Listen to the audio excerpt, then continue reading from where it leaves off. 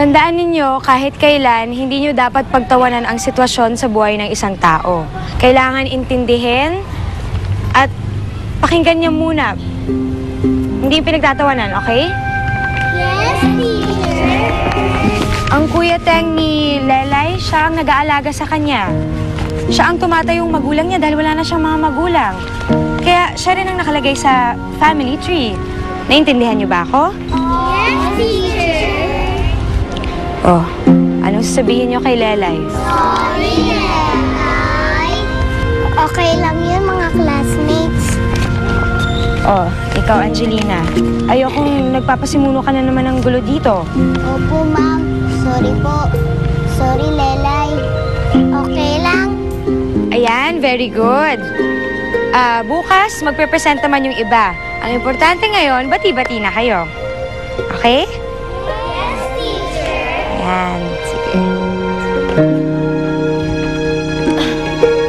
Ay!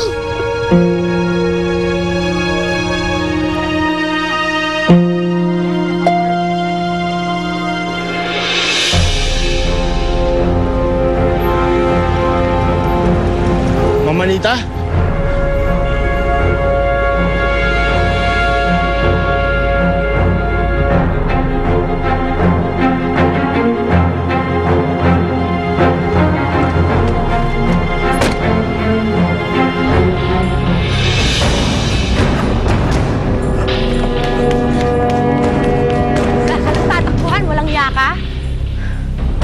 Ngayon, matitikman mo lang 3 taong boxing classes ko. Ano, ha? Sa tingin mo, matatakot ako sa maliit na kutsilyo lang? Ha? Balik mo yung cellphone ko. Ano, ha?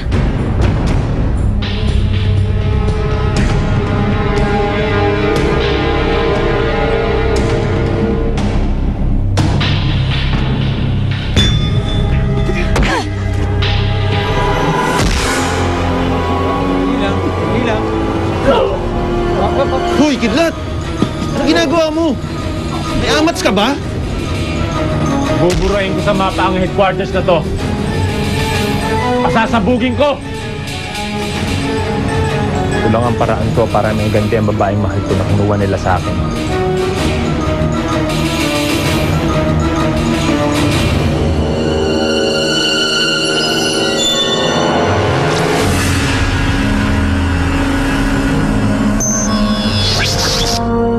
Ano nangyayari?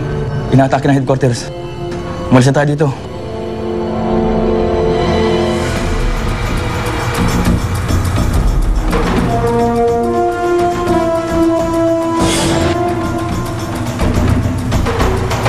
Yun na yung huli, Gaston. Pasabugin mo na! Game.